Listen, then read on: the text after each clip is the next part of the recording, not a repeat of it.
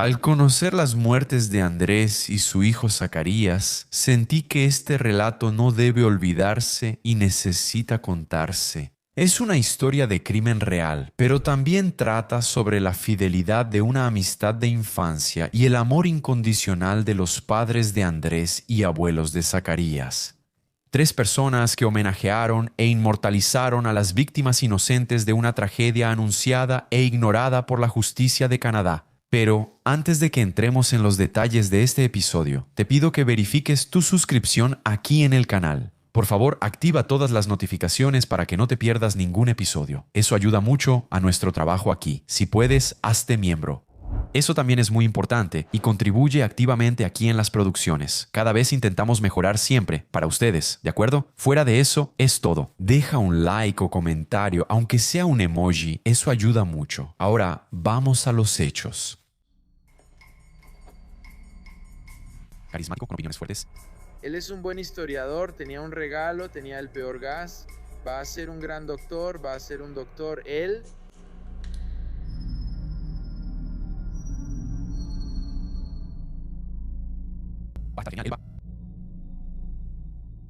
Gran doctor, él un doctor. Terranova, en Canadá, a Shirley Jane. Él va a ser un gran doctor. Él va a ser un gran doctor. Él va a ser un gran doctor. Él va a ser un gran doctor. Hasta que el divorcio de los padres y la decisión de la madre de regresar a su país de origen cambió un poco las cosas y ella se llevó a Shirley de nuevo a casa. Natal, Lau Canadá. Conocemos cómo era su vida en esa época o cómo era su relación, por ejemplo, con la figura paterna. Después de todo eso, ninguna mención en las fuentes que valga la pena destacar. Yo diría, lo que podemos decir es que ella tenía un objetivo profesional muy bien definido en su mente, y así, alrededor de los 19 años de edad, ella se inscribió en la Universidad Memorial de Terranova para estudiar medicina. Al igual que la vida académica, la personal también seguía, ¿verdad, amigos? En el invierno del año siguiente, al comenzar la universidad, es decir, en el invierno de 1981, la universitaria se casó ya embarazada y preparándose para la llegada de su primer hijo, que nació el 9 de julio de 1982, y el esposo y padre del bebé quizá fue un novio de la preparatoria. Por lo que las fuentes aquí dejan entender, no es nada fácil equilibrar los platillos de la vida, ¿verdad? Esos platillos que tienen que seguir girando para no caerse al suelo. Ahí surge un posible eslabón para una cadena futura. ¿Será que quería? ¿Será que tenía disposición para eso? ¿Será que vio eso como una piedra en el camino? Aún no lo sabemos. Shirley y su esposo acordaron que él cuidaría al bebé en casa mientras ella seguía estudiando. Pero pasaron otras cosas, el cambio de ciudad y un segundo embarazo en 1985. Esta vez fue una niña la que llegó al mundo. Las fuentes mencionan otra relación amorosa de ella en esa época, pero no sabemos cómo fue. De todos modos, el primer matrimonio de nuestra protagonista terminó en enero del 88. Ese vínculo, el primer eslabón de la cadena que mencioné, parece tener algo de sentido, ¿no? Fallece durante un tercer embarazo interrumpido sin que se sepa quién era el padre, ya que las fechas en su biografía son confusas. A pesar de eso, otro matrimonio ocurrió en julio del 88. 2 años después, el 8 de marzo de 1990, ella tuvo otra hija con Corner Brook, su esposo de ese tiempo. Ese matrimonio duró menos y en 1991 Shirley volvió a estar soltera. Durante ese tiempo, terminó su licenciatura en medicina y crió a sus 3 hijos con apoyo económico de su segundo esposo. Y es necesario señalar aquí algunos acontecimientos relevantes, ¿ok? Que más adelante fueron citados por los investigadores de la policía. Desde 1988, Shirley Turner recibía una pensión destinada a una futura beca para sus hijos. Bueno, cosa de estadounidenses, ya sabes, de anticipar los ahorros que se usarán para la universidad. Sin embargo, ella había gastado todo en sí misma, alegando que después, como médica bien remunerada, probablemente podría reponer el dinero, cosa que nunca pasó así.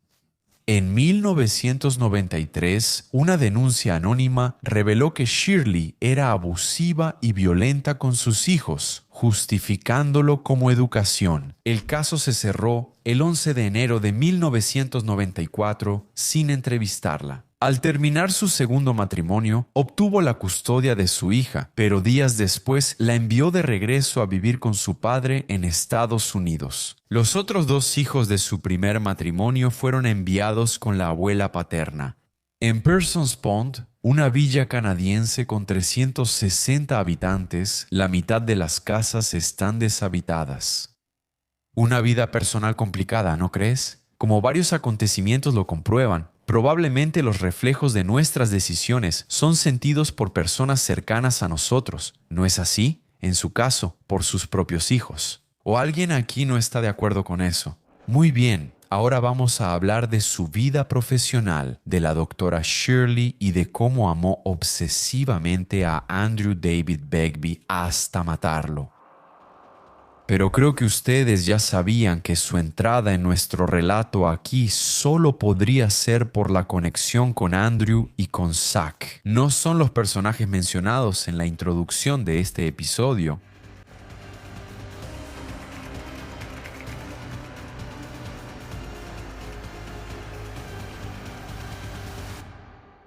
Entre 1998 y 2000, ella fue médica residente en hospitales universitarios de Terranova, Canadá.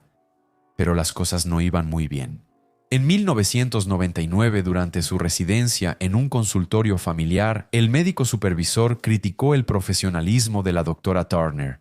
Ella reaccionó hostil, gritó, lloró y acusó al médico jefe de tratarla injustamente. En 2000, ella tuvo su segunda residencia, que parece fue como una recuperación, ¿sabes? Y en esa época también causó problemas.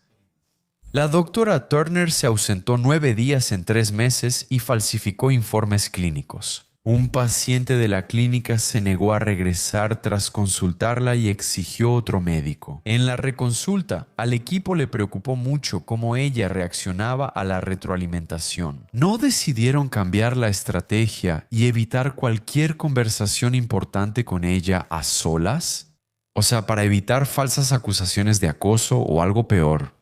Las conversaciones profesionales entonces siempre se hacían con varias personas presentes. Personas que podrían, si fuera necesario, testificar lo que realmente sucedía durante esas entrevistas, esas conversaciones. Ahora, imaginen eso ocurriendo dentro de un ambiente hospitalario. Un médico supervisor de aquella época declaró que tenía la impresión de que era manipulado cada vez que hablaba con Shirley. Por ejemplo, cuando surgían aspectos negativos o alguna crítica, ella cambiaba de tema y lo acusaba a él, al médico supervisor, de tener fallas mayores. Ella justificaba o minimizaba sus actos mencionando errores de otros. La manera en que ella manipulaba la situación era desviando el enfoque y señalando a otros. Ese médico, quien luego colaboró en investigaciones sobre ella, declaró que Shirley era encantadora, amigable y animada, pero al enfrentar una mentira se volvía irritable, acusadora y ruidosa. Eso de la seducción, ¿no? De personas psicópatas, tal vez. Ella parecía, no hago diagnóstico, solo es mi percepción sin experiencia, amigos.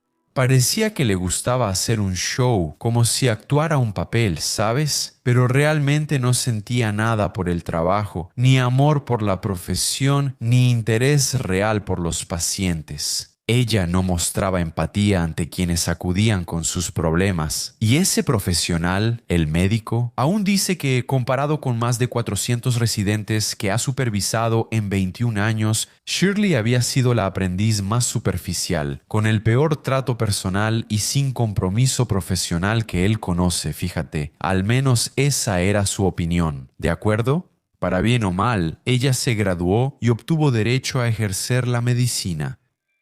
Y para que no parezca que es drama de narración de True Crime. Dicen las fuentes que la experiencia con la residente Shirley Turner llevó a la Universidad de St. John's a hacer cambios constructivos en su proceso de evaluación de residencia de los estudiantes de medicina. O sea, las cosas fueron bastante graves. Años después, ese médico, ex supervisor de la doctora Turner, declaró a la Oficina de Defensa de la Niñez y la Juventud que ella era una psicópata manipuladora y sin remordimientos. Tener una evaluación es importante, ¿no? ¿verdad? Incluso el abogado debe pasar el examen de la barra para ejercer. A veces te encuentras con unos tipos que, no sé, fueron obligados a estudiar medicina sin el menor talento para tratar con personas, ¿verdad? Y más aún con personas en situaciones así, ¿no? En fin, la doctora Turner es, no sé, un emblema de eso. Bueno, alrededor de 1996, ella inició una nueva relación personal con un hombre llamado Miles Dossett, que era 13 años más joven que ella. Lo importante de esta historia es que ella se volvió acosadora. Después del fin del noviazgo, como Miles se mudó a otro lugar, en Terranova, ella lo acosaba por medio de llamadas telefónicas. En noviembre de 1997, la situación empeoró cuando Shirley golpeó el rostro de Miles con el tacón de su zapato. Y los padres de este joven, que debía tener unos 22 años en esa época, decidieron que él debía alejarse de su ex.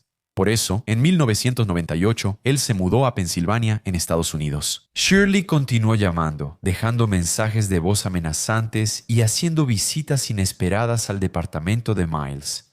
Y pasó de todo, ¿eh? Amenazas de muerte, denuncias policiales, órdenes de restricción y la presencia de policías varias veces para sacarla de la puerta de la casa del chico. Hasta que el 7 de abril de 1999, Miles Dossett encontró a la mujer acostada, semiconsciente, afuera de su departamento, después de haber ingerido una sobredosis de pastillas para dormir. ¿No es Shirley siempre tan dramática, pensando que algo podría matarla? Llevaba un vestido negro, cargaba un ramo de rosas rojas y tenía 2 cartas de despedida con ella. Vaya que se está superando. Una cartita había sido dirigida a Miles, el causante de toda esta locura, ya que ella no aceptaba ser rechazada y prefería matarse antes que quedarse sin Miles, el causante. Aunque tal vez no lo diría así, pobrecito del tipo, ¿no? El tipo solo quería ver a esa mujer lejos, caray. La otra carta era para su psiquiatra y decía: «No soy mala, solo estoy enferma». Aunque estaba casi sin vida, la llevaron de urgencia al hospital, le hicieron un lavado de estómago y sobrevivió. Aún así, al día siguiente, ella todavía llamó a Miles y dijo: «La doctora Turner murió anoche. Chicos, todo muy mal, ¿verdad?» «Muy mal, pero tranquilo, que va a empeorar». Ese mismo año de 1999, Shirley empezó a salir con Andrew David Bagby, un estudiante de medicina estadounidense que estaba en la Memorial University en su 3er año. Un muchacho, unos 12 años menor que ella, era de California, hijo único de Kathleen y David Bagby. Su mamá fue partera y enfermera registrada, y su papá, ingeniero en computación y veterano de la Marina de Estados Unidos. Andrew era brillante, tenía muchos amigos y pasó su adolescencia haciendo películas con su mejor amigo, quien soñaba ser cineasta. Así que toda la vida de Andrew estaba registrada en video, tanto los acontecimientos reales como su trayectoria como Boy Scout, partidos de fútbol y graduación de la preparatoria, como también sus presentaciones como actor aficionado. No sabemos cómo fue el inicio de su noviazgo con Shirley, ya que esa relación comenzó después de la época de la persecución obsesiva del esposo. Pero aquí puedo aventurarme a decir que tuvo altibajos emocionales y que no debe haber sido fácil para un joven convivir con una mujer complicada. Con ese historial y dadas las pasiones extremas que la doctora Turner tenía, la cosa debió haber sido complicada, como dicen por aquí. Además, claro, del hecho de que ella parece tener algún tipo de trastorno. Pues bien, en agosto de 2000 ella se mudó a Iowa para empezar a trabajar en la Corporación de Psiquiatras Tremark. Andrés obtuvo una residencia quirúrgica en la Universidad Estatal de Nueva York. Aunque vivían en diferentes estados, los novios intentaron mantener una relación a distancia. Como era de esperarse, ella no dejó en paz a Andrés y visitó su residencia en Nueva York 7 veces, mientras que él solo la visitó una vez allá en Iowa. Se sabe que la doctora Turner forzó la entrada a la casa de su novio y revisó el departamento para investigar la vida de Andrés. Después de ese año 2000 algo tumultuoso, en 2001 Andrés se fue a Pensilvania e inició su residencia en un consultorio familiar. También Shirley se mudó a Estados Unidos en ese mismo año 2001 y obtuvo un permiso para comprar un arma de fuego, una pistola Phoenix Arms HP-22. Ella no perdió tiempo y también tomó clases de tiro y manejo de armas de fuego. La relación ya se había deteriorado y Andrew Begbie puso fin a su historia. Pero, para sorpresa de nadie, la doctora mostró un comportamiento posesivo hacia el joven y lo acosó por teléfono. El 13 de octubre de 2001, ella le contó a Andrew que tenía 3 meses de embarazo. Por eso, él aceptó encontrarse con ella y conversar. Claro que todo se convirtió en una discusión, donde el tema principal fue su nueva novia. Desde la perspectiva del joven médico, la relación fue un error y era mejor dejarla en el pasado. Shirley confesó que el embarazo era mentira, usando el truco para retener al novio.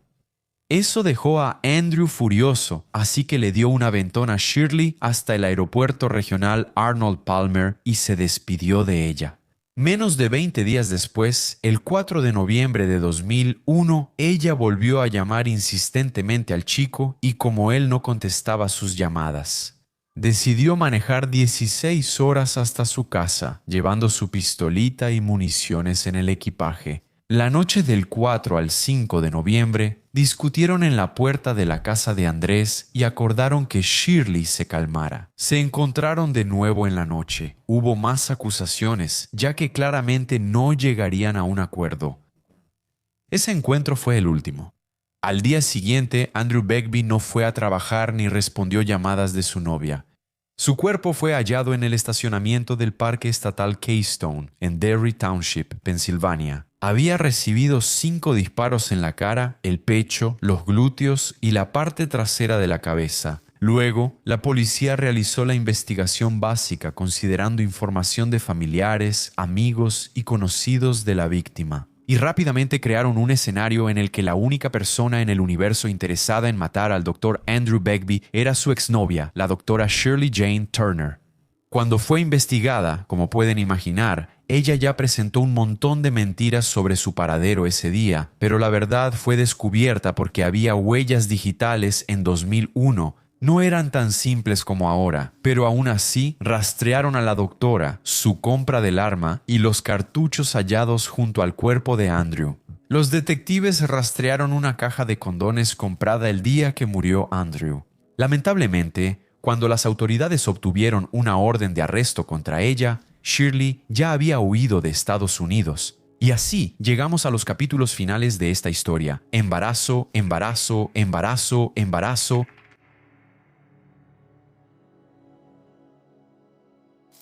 Embarazo de Shirley A. Turner. Canadá inició su extradición para que enfrentara cargos en Estados Unidos.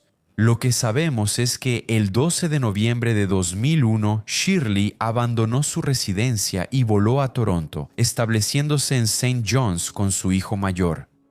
La gran sorpresa llegó unos 20 días después, cuando las policías conjuntas de ambos países, que estaban monitoreando a Shirley, encontraron en la basura de su casa una copia de un ultrasonido reciente, mostrando que realmente estaba embarazada. El embarazo era bastante reciente, coincidiendo con las fechas de sus visitas a su exnovio, ahora fallecido. Ella fue arrestada y comenzó su extradición, aunque estaba acusada de homicidio. La jueza consideraba que la doctora Shirley Turner, de 40 años, no era una amenaza para la sociedad. Así, fue liberada del Centro Correccional Femenino y tuvo que pagar una fianza de unos $75,000 canadienses, entregar pasaportes, visitar semanalmente a la policía y no contactar a la familia de Andrew Begbie es confiar demasiado. No pensaba en otra cosa aquí, ¿cierto? Cuando volvemos a la biografía de ella, uno dice, caray, tiene 3 hijos, ¿cómo es eso? Tenía tiempo para quedarse enfocada en un negocio fallido como esas relaciones, no sé, ¿verdad? Es mucha locura, ¿no, amigos? ¿Todo bien? Quien ayudó a esta asesina a pagar la fianza fue su psiquiatra, John Dossett, un ex compañero de trabajo de la Universidad Memorial. ¿Recuerdan a él? Es totalmente antiético. Quizá no lo sea, pero saber que Shirley Turner esperaba un hijo de Andrew volvió el caso más complejo y mediático, más allá de una simple traición. Ahora implicaba la custodia del hijo de la víctima, con repercusiones emocionales, jurídicos. Debido a la posibilidad de obtener la custodia de su nieto, David y Kathleen Bagby, los padres de Andrew se mudaron a Canadá para seguir de cerca todo el proceso. Cabe mencionar que los padres de Andrew contaron en una entrevista lo devastador que fue enterarse de la muerte de su único hijo y de cómo hicieron planes para quitarse la vida. Ellos pensaban que la existencia ya no tenía sentido, no sin Andrew. Al volver a su ciudad con el cuerpo de su hijo en un ataúd, imaginaban reencontrarse pronto. Pero con la noticia inesperada de la existencia de un bebé, hijo de Andrew, todo cambiaba. Vivir podría, de alguna manera, volver a tener un significado. Al principio, cuando Zachary Andrew Turner nació el 18 de julio de 2002, la madre recibió su custodia legal. Aunque Shirley estaba a punto de ser extraditada, el hombre, aunque ella fuera una homicida y aunque hubiera matado al padre del bebé, ella negó que los abuelos paternos conocieran al niño y despidió a su abogado, quien pensaba distinto. Amigo, mira esto. Prevalecieron los derechos, la ley y la pareja Bagby pudo convivir con su nieto. Varias veces se notó que Zachary tenía poco apego a su madre y prefería estar con sus abuelos. Ah, por favor. Esa verdad fue vista y registrada en la fiesta del primer cumpleaños de Zachary, realizada en un McDonald's.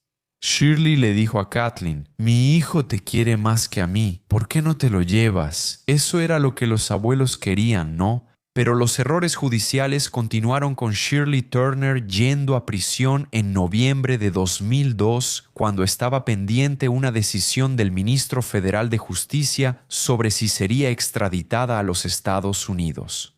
Todavía en ese impasse, en enero de 2003, el juez del caso la liberó nuevamente, argumentando que el asesinato no fue dirigido al público en general y que Shirley Turner era presumida inocente.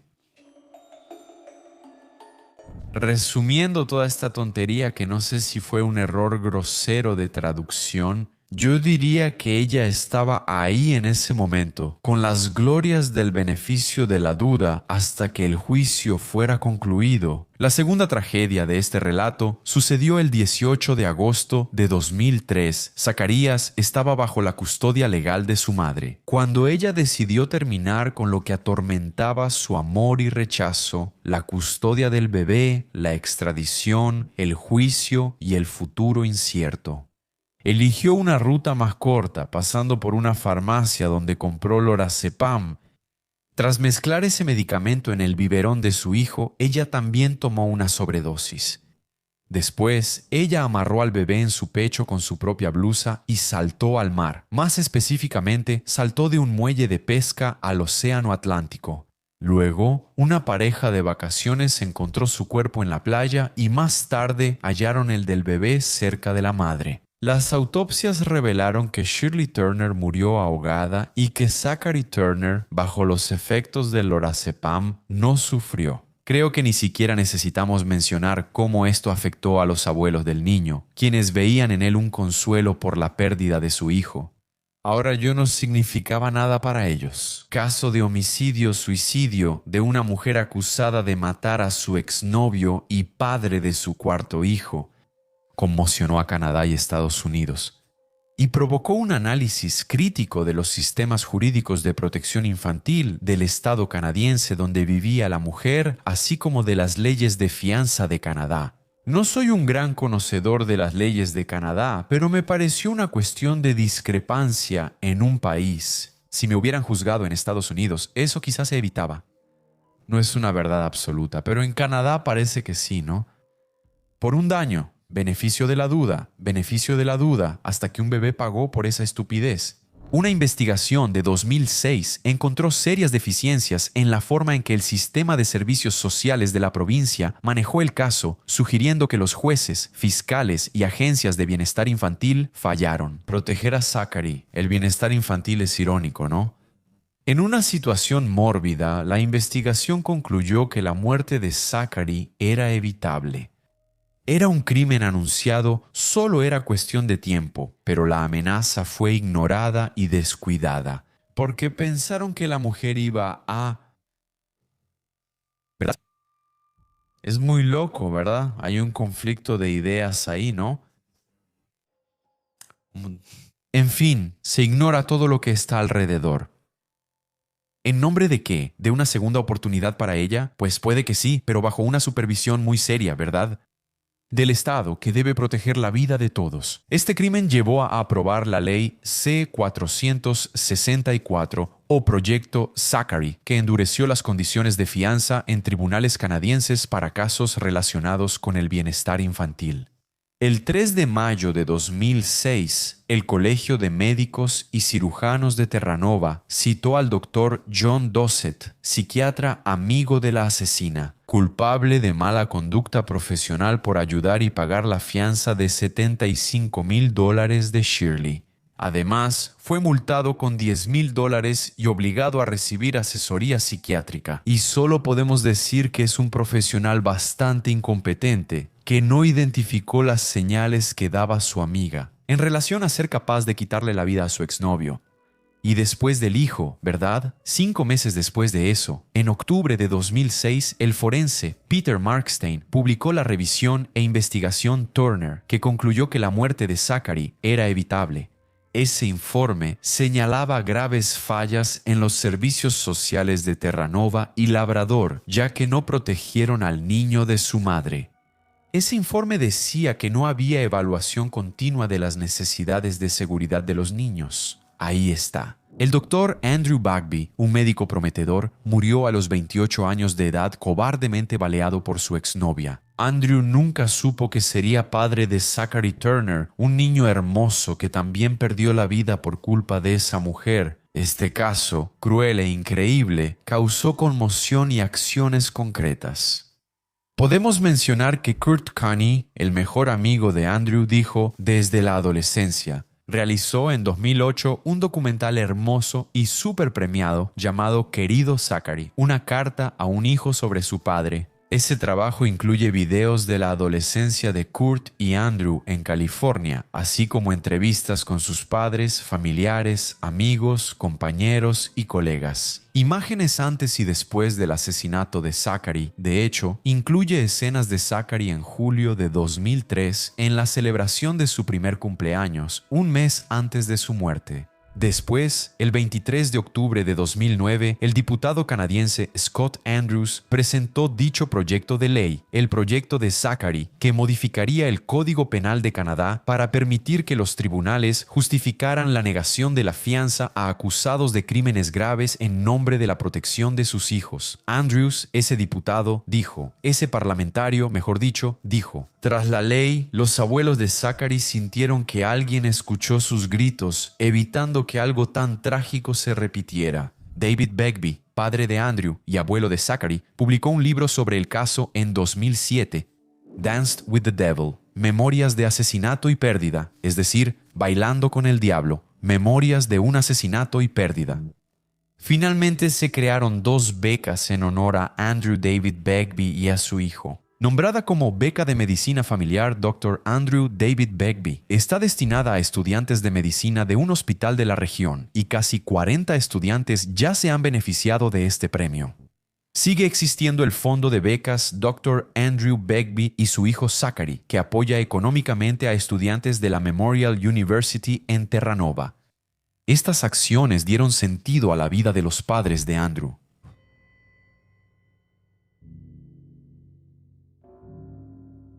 Sí, era un caso anunciado, ¿no? Había un historial de vida turbulenta y varias persecuciones. Con otros ex hubo persecución sistemática, ya con Andrew, ¿verdad? Todo fue escalando. Ocurrió el asesinato. La investigación fue muy deficiente y no hubo extradición. ¿Qué pasó en la jurisdicción? Entonces, sí, había. Todos los elementos que apuntaban a una desgracia aún mayor simplemente fueron ignorados de una forma surrealista, absurda, lamentable, completamente lamentable. No entiendo cómo quienes tienen el poder y son responsables pueden dormir tranquilos. En fin, a veces creo en el karma y creo que este es pesado, ¿eh? Gracias por tu compañía. Comenta aquí, ¿qué opinas? ¿Un beso del pelirrojo? Próximo episodio.